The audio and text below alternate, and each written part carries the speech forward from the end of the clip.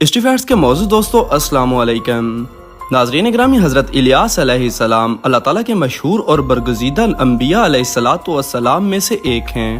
آپ علیہ السلام کا ذکر قرآن مجید میں صرف 2 جگہ پر آیا ہے۔ آپ علیہ السلام کا سلسلہ نسب حضرت ہارون علیہ السلام سے جا ملتا ہے۔ آپ کی بعثت کا زمانہ حضرت حزقیل علیہ السلام کے بعد کا ہے۔ حضرت الیاس علیہ السلام کی ذمہ داری بنی اسرائیل کو دعوت و تبلیغ کا کام تھا۔ یہ وہ دور تھا جب بنی اسرائیل اور ان کا بادشاہ اخی اب اور اس کی بیوی ایزبل بیل نامی ایک بت کے پرستار تھے۔ آپ علیہ السلام کے زیر سرپرستی الیاسا علیہ السلام رہے، جو آپ علیہ السلام کے بعد نبی مبعوث ہوئے۔ ناظرین اکرام، اس ویڈیو میں ہم آپ کو بتائیں گے حضرت الیاس علیہ السلام کی قوم کی نافرمانیوں کے بارے میں، اور آپ کو بتائیں گے کہ نبی علیہ السلام نے اپنی قوم کو کیسے دعوت و تبلیغ کی۔ اس موضوع کے آغاز سے پہلے آپ سے گزارش ہے کہ اگر آپ چینل پر نئے ہیں تو چینل کو سبسکرائب کر لیں، جبکہ ویڈیو کو آخر تک ضرور دیکھیں۔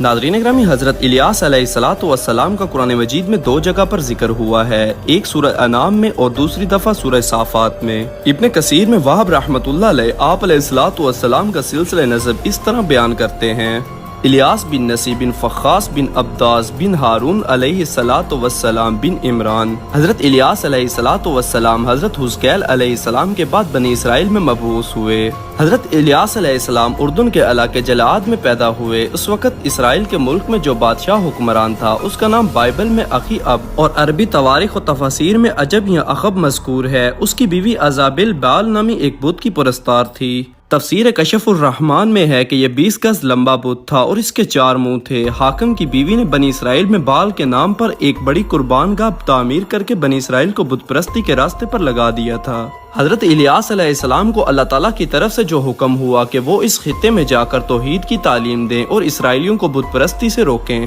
حضرت الیاس علیہ السلام کی دعوت کا جو ہی آغاز ہوا تو قوم کے جھٹلانے کا بھی کام شروع ہو گیا۔ دوسرے انبیاء کرام علیہم السلام کی طرح حضرت الیاس علیہ السلام کو بھی اپنی قوم کے ساتھ شدید کشمکش سے دوچار ہونا پڑا۔ قرآن مجید میں صرف اتنی بات بتائی گئی ہے جو عبرت حاصل کرنے کے لیے ضروری تھی کہ ان کی قوم نے ان کو جھٹلایا اور چند مخلص بندوں کے سوا کسی نے حضرت الیاس علیہ السلام کی بات نہ مانی، جیسا کہ قرآن مجید میں ارشاد باری تعالیٰ ہے: اور بے شک الیاس علیہ السلام بھی پیغمبروں میں سے تھے، جبکہ اس نے اپنی قوم سے کہا، کیا تم لوگ ڈرتے نہیں؟ کیا تم لوگ بال نامی بت کو پکارتے ہو اور بہترین خالق کو چھوڑ دیتے ہو، اللہ کو جو تمہارا بھی رب ہے اور تمہارے اگلے باپ دادا کا بھی؟ بس انہوں نے اس کو جھٹلایا تو وہ ضرور عذاب میں پکڑے جائیں گے، مگر جو اللہ کے خاص بندے تھے، اور ہم نے اس کے طریقے پر پچھلوں میں بھی ایک گروہ کو چھوڑا۔ سلامتی ہو الیاس علیہ السلام پر، ہم نیکی کرنے والوں کو ایسا ہی بدلہ دیتے ہیں، بے شک وہ ہمارے مومن بندوں میں سے تھے۔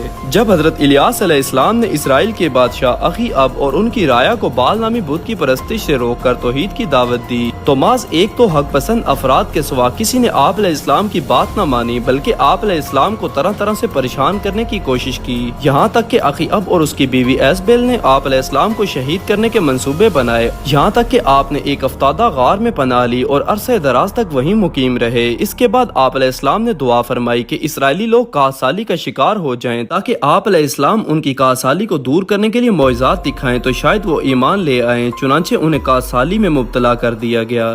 ناظرین گرامی، حضرت الیاس علیہ السلام کی نافرمان قوم نے جو بال نامی بت بنا رکھا تھا اس کے 450 کذاب نبی بھی تھے۔ حضرت الیاس علیہ السلام نے بادشاہ سے مزید ارشاد فرمایا: تم کہتے ہو اسرائیل میں تمہارے معبود بال کے 450 بت ہیں، تم ایک دن سب کو میرے سامنے جمع کر لو، وہ بال کے نام پر قربانی پیش کریں اور میں اللہ کے نام پر قربانی پیش کروں گا، جس کی قربانی کو آسمانی آگ کھا کر بھسم کر دے اس کا دین سچا ہوگا۔ آپ کو بتاتے چلیں کہ اس زمانے میں قربانی کی قبولیت کے لیے شرط ہوا کرتی تھی کہ آسمانی آگ اسے کھا لے۔ حضرت الیاس علیہ السلام کی اس تجویز کو سب نے بخوشی مان لیا، چنانچہ وہ کوہ کرمل کے مقام پر یہ اجتماع ہوا۔ بال کے جھوٹے نبیوں نے اپنی قربانی پیش کی اور صبح سے دوپہر تک بال سے التجائیں کرتے رہے، مگر کوئی جواب نہ آیا۔ اس کے بعد حضرت الیاس علیہ السلام نے اپنی قربانی پیش کی اور اس پر آسمان سے آگ نازل ہوئی اور آپ علیہ السلام کی قربانی کو بھسم کر دیا۔ یہ دیکھ کر سب لوگ سجدے میں گر گئے اور ان پر حق واضح ہو گیا، لیکن بال کے جھوٹے نبی اب بھی نہ مانے، اس لیے حضرت الیاس علیہ السلام نے ان کو وادی کیشون میں قتل کرا دیا۔ اس واقعے کے بعد موسلادھار بارش ہوئی اور وہ خطہ پانی سے نہال ہو گیا، لیکن اخی اب کی بیوی ایزبیل کی آنکھ اب بھی نہ کھلی اور آپ پر ایمان لانے کے بجائے آپ علیہ السلام کی دشمن ہو گئی۔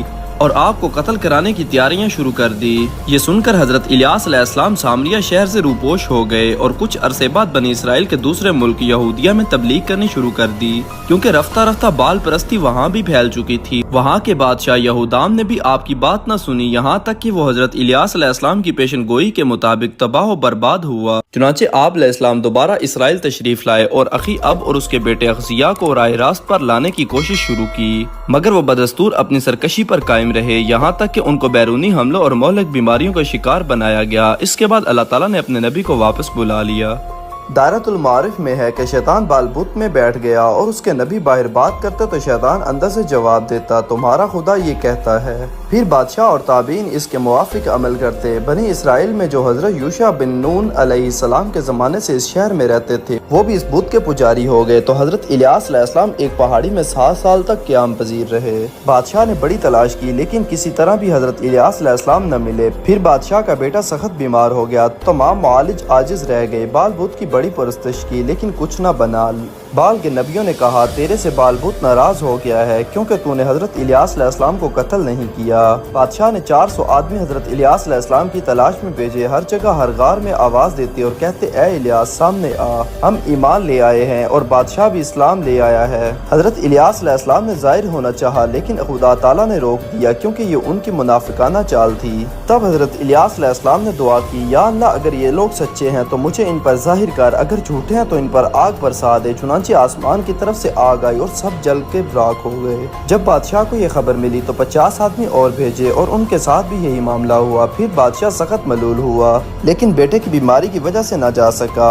آخر بادشاہ نے ایک مومن آدمی کو بڑا اجرار لشکر دے کر بھیجا۔ اس مومن نے حضرت الیاس علیہ السلام کو آواز دی تو حضرت الیاس علیہ السلام اس کے ساتھ شہر میں آئے، لیکن اس وقت بادشاہ کا بیٹا شدید بیماری کی وجہ سے ہلاک ہو گیا تھا۔ بادشاہ اسی غم میں تھا اور حضرت الیاس علیہ السلام پھر واپس چلے گئے۔ بادشاہ نے لشکر کے کمانڈر سے حضرت الیاس علیہ السلام کے بارے میں دریافت کیا۔ اس نے کہا، میں بھی آپ کے لڑکے کے غم میں مبتلا تھا، مجھے پتہ نہیں کہ کہاں گئے۔ بڑی مصیبتیں گزارنے کے بعد حضرت الیاس علیہ السلام ایک عورت کے گھر رہے، اس کا جوان بیٹا بیمار تھا۔ حضرت الیاس علیہ السلام نے دعا کی تو وہ ٹھیک ہو گیا۔ آپ کو بتاتے چلیں اس لڑکے کا نام الیاسع تھا جو بعد میں نبوت کے حقدار بنے، جو آپ علیہ السلام کے بعد نبی تھے، اور حضرت الیاس علیہ السلام نے اپنے لیے دعا کی، پھر وہ نورانی گھوڑے پر سوار ہو کر اڑ گئے۔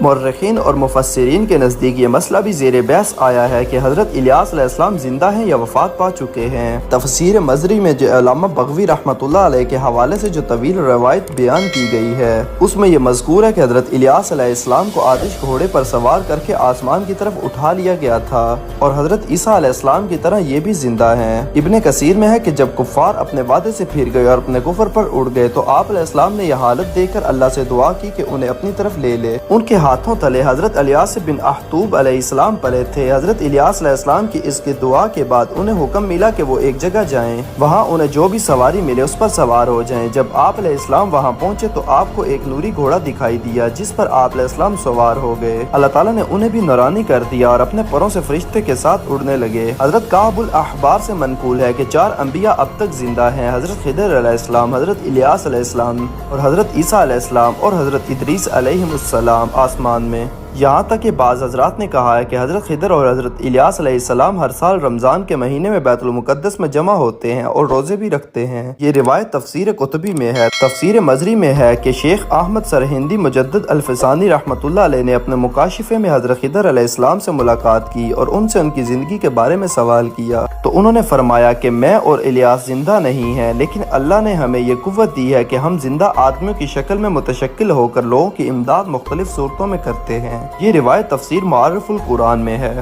ناظرین اکرامی، یہ تھی ہماری آج کی ویڈیو۔ اگر آپ کو ویڈیو اچھی لگی اس کو لائک اور شیئر، جبکہ چینل کو سبسکرائب کر دیجیے گا۔ آپ سے جلد ملاقات ہوگی کسی نئی معلوماتی اور تاریخی ویڈیو کے ساتھ۔ اللہ حافظ۔